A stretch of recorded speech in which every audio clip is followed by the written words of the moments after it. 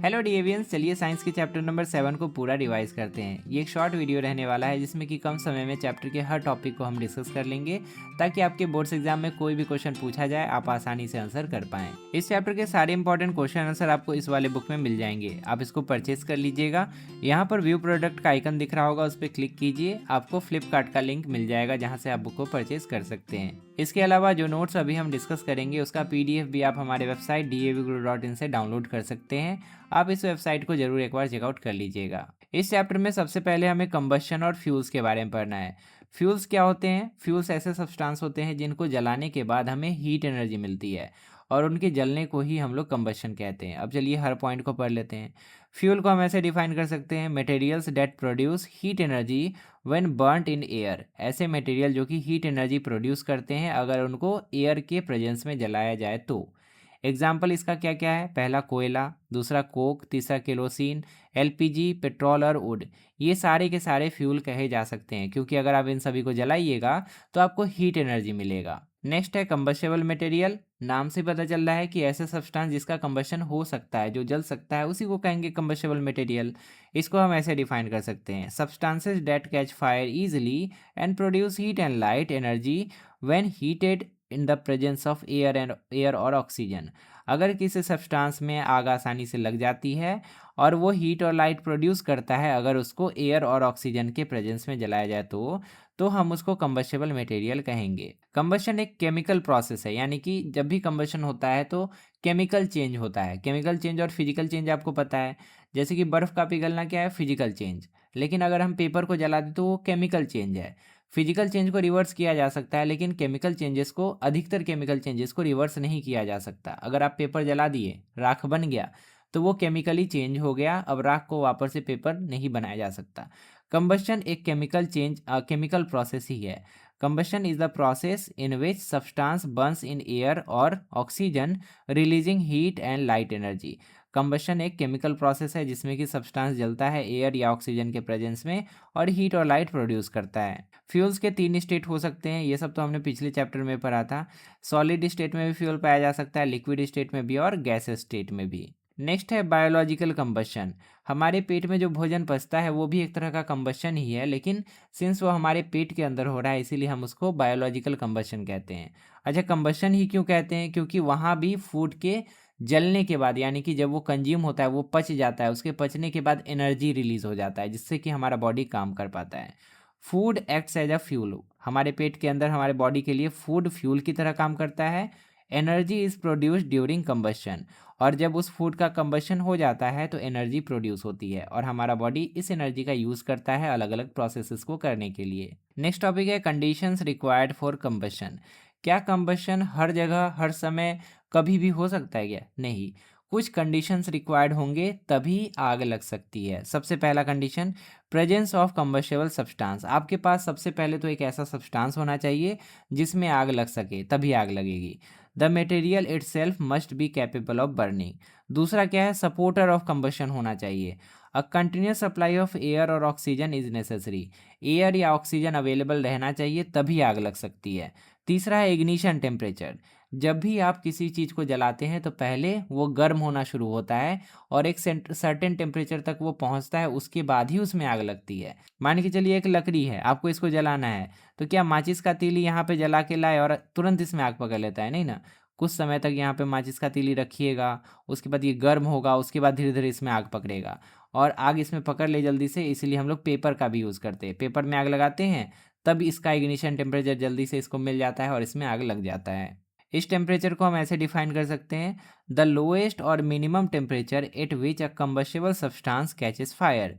वो सबसे minimum temperature जहाँ तक पहुँचने के बाद एक सब्सटेंस में आग लग जाती है, उसी मिनिमम टेम्परेचर को हम लोग इग्निशन टेम्परेचर या किडलिंग टेम्परेचर कहते हैं। कुछ एग्जांपल्स है जिससे कि आप इग्निशन टेम्परेचर को समझ सकते हैं। सबसे पहला है वाइट फॉस्फोरस। वाइट फॉस्फोरस का इग्निशन टेम्परेचर बहुत कम होता है, रूम टेम्परेचर के बराबर ही लगभग उसका इग्निशन टेम्परेचर होता है। Has a low ignition temperature about 35 degree Celsius and can catch fire spontaneously in summer. गर्मी का दिनों में अगर आप फॉस्फोरस को बस निकाल देना, हवा में खोल ही देना, तो उसमें आग पकड़ लेगा क्योंकि उसका इग्निशन टेम्परेचर 35 डिग्री सेल्सियस ही है। गर्मी में तो 40-45 ऐसे चल जाता है नॉर्मली। नेक्स्ट है मैच स्टिक। मैच स्टिक का इग्निशन टेम्परेचर रूम टेम्परेचर नहीं होता है, नहीं तो उसमें अपने आप आग लग जाती है। जैसे हम लोग बाहर निकालते हैं उसमें आग लग जाता है। उसका इग्निशन टेम्परेचर रूम टेम्परेचर से थोड़ा सा ज़्यादा होता है। इसीलिए जब हम लोग उसको स्ट्राइक करते हैं तो उससे फ्रिक्शन के कारण थोड़ा सा हीट जनरेट होता है, और उसी हीट के कारण उसको उसका इग्निशन टेम्परेचर मिल जाता है और उसके लगे हुए केमिकल में आग लग जाती है। उसके टिप में एक केमिकल लगा होता है ना। अगला एग्जाम्पल है वाटर इन पेपर कप्स। आपसे पूछा जा सकता है कि क्या पेपर कप में हम पानी को उबाल सकते हैं, तो उसका आंसर होगा हाँ। अब देखिए कैसे। अगर हम किसी पेपर कप को लें और उसमें पानी भर दें और यहाँ पे बर्नर को जला दें तो पानी इसमें गर्म होने लगेगा, पानी उबलने लगेगा। आप पूछेंगे कि ये पेपर कप जलेगा क्यों नहीं। जलेगा इसीलिए नहीं क्योंकि पानी जो यहाँ पे भरा हुआ है वो इस पेपर कप को उसके इग्निशन टेम्परेचर तक पहुँचने ही नहीं देगा। जब तक इसको इसके इग्निशन टेम्परेचर तक नहीं पहुँचाएंगे तब तक इसमें आग कैसे लगेगी। अभी हम लोग कंडीशन देखें कि इग्निशन टेम्परेचर जब तक नहीं पहुँचता आग नहीं लग सकती। यही कारण है कि पेपर कप में वाटर को उबाला जा सकता है। Yes, you can boil water in a paper cup because the water absorbs heat. Water heat को एब्जॉर्ब कर लेगा, preventing the paper from reaching its ignition temperature. और इस कारण से जो पेपर है वो उसके इग्निशन टेम्परेचर तक पहुंच ही नहीं पाएगा और उसमें आग नहीं लगेगी। नेक्स्ट टॉपिक है टाइप्स ऑफ कंबशन। कंबशन यानी कि ज्वलन अलग अलग तरह का हो सकता है। सब्सटेंसेस जो हैं वो अलग अलग तरह से जल सकते हैं। सबसे पहला है slow combustion. Occurs at a slow और moderate rate, usually due to insufficient air. अगर एयर सफिशिएंट मात्रा में अवेलेबल नहीं है तो सब्सटेंस धीरे धीरे जलता है, इसी को हम लोग कहते हैं स्लो कंबशन।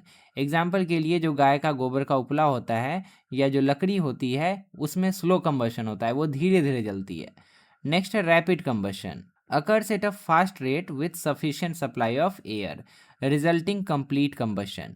जब भी रैपिड कंबशन होगा तो वहाँ पे एयर का सप्लाई सफिशिएंट तरीके से होना चाहिए, तभी कोई भी सब्सटेंस रैपिड कंबशन करेगा, वो बहुत तेज़ी से जलेगा। और जब भी रैपिड कंबशन होता है तो सब्सटेंस पूरी तरह से जल जाता है। एग्जाम्पल के लिए जितने भी गैसेस फ्यूल्स हैं ना, जैसे कि सीएनजी हो गया, एलपीजी हो गया, इन सब में रैपिड कंबशन होता है। इसीलिए आप देखिएगा कि जब भी सीएनजी या एलपीजी जलता है तो धुआं नहीं क्रिएट होता है, या अगर हम उस पर बर्तन रख रहे हैं तो बर्तन भी काला नहीं होता है। नेक्स्ट है spontaneous combustion. When a substance catches fire on its own at room temperature. जब सब्सटेंस को हम लोग रूम टेम्परेचर पर ही बाहर निकालते हैं और उसमें अपने आप आग लग जाती है, इस तरह के कंबशन को स्पॉन्टेनियस कंबशन कहा जाता है। जैसे कि अगर आप गर्मी के दिनों में फॉस्फोरस को बाहर निकाल लीजिए या सोडियम मेटल को बाहर निकाल लीजिए, हवा में रख दीजिए तो अपने आप उसमें आग पकड़ लेगा, और इसी से मैजिशियन सब जादू दिखाते हैं। नेक्स्ट है एक्सप्लोसिव कंबशन। अगर विस्फोट के साथ कुछ जलता है ना तो उसको एक्सप्लोसिव कंबशन कहेंगे। A complete sudden and rapid reaction in closed space. अगर कोई भी सब्सटेंस कंप्लीटली जल रहा है, अचानक से जल रहा है और रैपिड रिएक्शन उसके जलने के कारण हो रहा है, तो इसको हम लोग एक्सप्लोसिव कंबशन कहेंगे। जब भी एक्सप्लोसिव कंबशन होगा तो हीट प्रोड्यूस होगा, लाइट प्रोड्यूस होगा और बहुत अधिक मात्रा में साउंड भी प्रोड्यूस होगा। एग्जाम्पल के लिए जब हम फायर क्रैकर जलाते हैं ना, पटाखे जलाते हैं, तो इस तरह के कंबशन को एक्सप्लोसिव कंबशन कहते हैं। नेक्स्ट है inflammable substances. Materials with a very low ignition temperature that catch fire easily with a flame. ऐसे मटेरियल्स जिनका इग्निशन टेम्परेचर बहुत कम होता है और जिसमें आसानी से आग लग जाती है, फ्लेम के साथ वो जलने लगता है, ऐसे सब्सटेंसेस को हम लोग इनफ्लेमेबल सब्सटेंसेस कहते हैं। आप देखिएगा जब भी एलपीजी का ट्रक जाता है या सीएनजी का ट्रक जाता है तो उसके ट्रक में लिखा रहता है इनफ्लेमेबल, मतलब ये ज्वलनशील है, आप इससे हट के रहिए। नेक्स्ट टॉपिक है फायर कंट्रोल, यानी कि आग पे कैसे कंट्रोल किया जा सकता है। अगर आपको वो टॉपिक समझ में आया कि आग कैसे लगती है, क्या क्या कंडीशंस रिक्वायर्ड होते हैं, तो आपको ये टॉपिक भी समझ में आएगा। अगर आपको आग बुझाना है तो आप उन सारे कंडीशंस को हटा देंगे जिससे कि आग लग सकती है। Fire fighting is based on removing at least one of three conditions required for combustion. Combustion के लिए 3 कंडीशंस रिक्वायर्ड थे और उसमें से एक भी कंडीशन को हम हटा दिए तो आग अपने आप बुझ जाएगी। क्या क्या कंडीशन रिक्वायर्ड थे? सबसे पहला तो कंबशेबल सब्सटेंस होना चाहिए, दूसरा कंडीशन था कि इग्निशन टेम्परेचर तक उसको पहुंचाना पड़ेगा, और तीसरा कंडीशन था कि ऑक्सीजन का सप्लाई होना चाहिए या एयर का सप्लाई होना चाहिए। तो अगर इन 3 चीज़ों में से एक भी चीज़ को हम हटा देते हैं तो आग अपने आप जो है बुझ जाएगी। वही चीज़ हमें यहाँ बताया गया है। हम क्या कर सकते हैं? एयर का सप्लाई कट ऑफ कर सकते हैं। इसके लिए अगर किसी व्यक्ति के शरीर में आग लगती है, एग्जाम्पल दिया गया है कि अगर किसी व्यक्ति के शरीर में आग लग जाती है तो हम उसे एक मोटे से ब्लैंकेट से लपेट देते हैं ताकि जो ऑक्सीजन है उसका सप्लाई कट जाए और उसके शरीर में लगी आग बुझ जाए। उसी तरह से जब तेल तेल या पेट्रोल पर आग लगती है तो हम उसके ऊपर सैंड फेंकते हैं। सैंड फेंकने से ऑक्सीजन उसको मिलना बंद हो जाता है और वो बुझ जाता है। नेक्स्ट है टेम्परेचर को घटाना। अगर हम पानी डाल के टेम्परेचर को घटा दें, किसी भी सब्सटेंस के टेम्परेचर को घटा दें, तो उसका टेम्परेचर उसके इग्निशन पॉइंट से कम हो जाएगा और फिर उसमें लगी आग बुझ जाएगी। नेक्स्ट है सेफ्टी रेस्ट्रिक्शंस। जब भी आग लगती है तो कुछ सावधानियां हमें बरतनी चाहिए। सबसे पहला water safety. Never use water for electrical fires. अगर बिजली के कारण आग लगी है तो उस पर पानी नहीं फेंकना चाहिए, नहीं तो वो झटका जो है किसी को भी लग सकता है पानी फेंकने के कारण। अगर तेल के कारण आग लगी है तो उस पर भी हमें पानी नहीं फेंकना चाहिए, क्योंकि जैसे हम पानी फेंकेंगे तो तेल होता है हल्का, तेल जो है पानी के ऊपर आ जाएगा और आग जो है और भड़क जाएगी। नेक्स्ट है कार्बन डाइऑक्साइड एक्सटिंग्विशर और सोडा एसिड एक्सटिंग्विशर।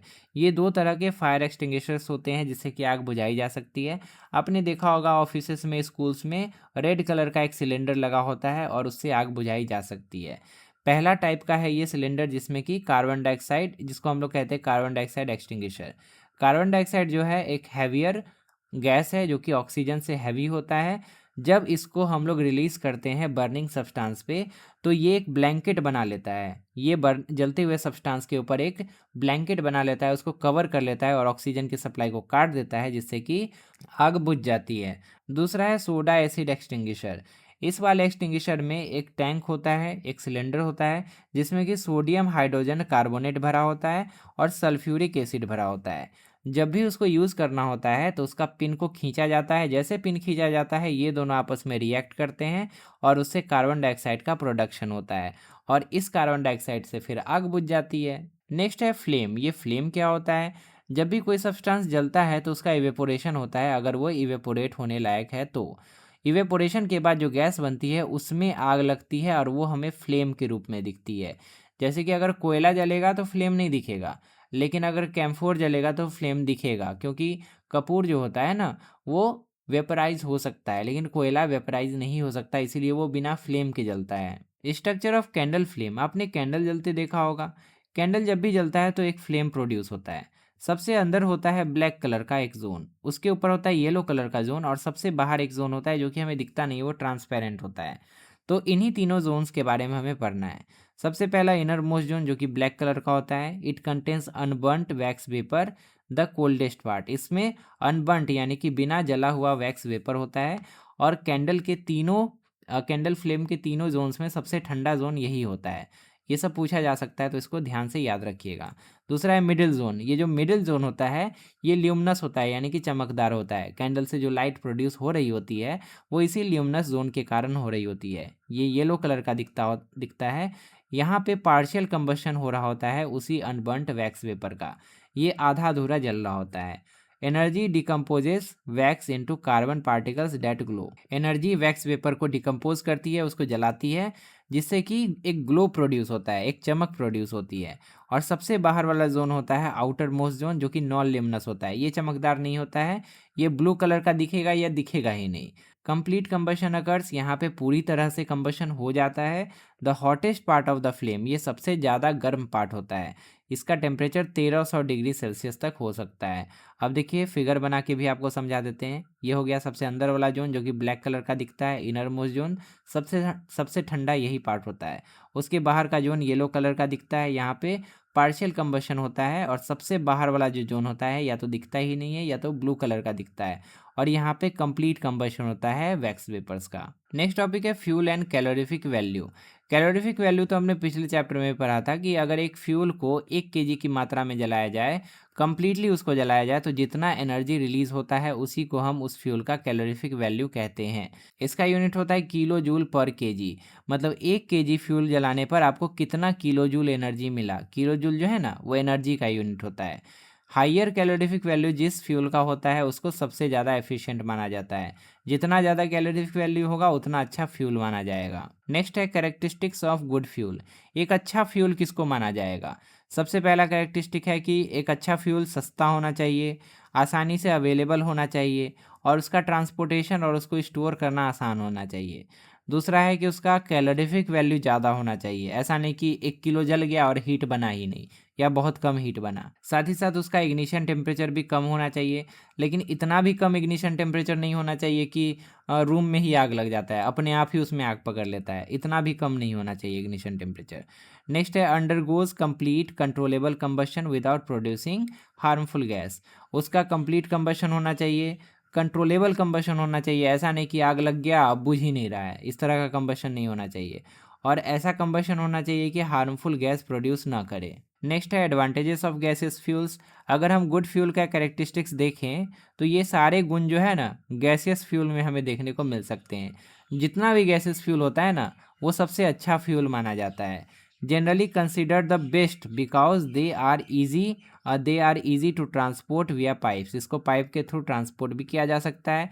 जब ये जलता है तो राख भी प्रोड्यूस नहीं होता है। प्रोड्यूस फ्यूअर हार्मफुल गैस, बहुत कम हार्मफुल गैस ये प्रोड्यूस करता है। And are easily controlled by valves, और इसको कंट्रोल करना भी काफ़ी आसान है। बस आप वाल्व को बंद कर दीजिए, गैस निकलना बंद होगा और आग अपने आप बुझ जाएगी। लास्ट टॉपिक है इस चैप्टर का harmful effects of fuels. Fuel जब जलता है तो हीट हमें मिलता है जिससे कि हम लोग बहुत सारा काम करते हैं, सही बात है, लेकिन इससे कई सारे हार्मफुल इफेक्ट्स भी हमें देखने को मिल सकते हैं, स्पेशली तब जब फ्यूल अच्छे क्वालिटी का नहीं है या उसका कैलोरीफिक वैल्यू काफ़ी कम है। इससे हो क्या क्या सकता है, इससे सबसे पहला तो एयर पॉल्यूशन हो सकता है।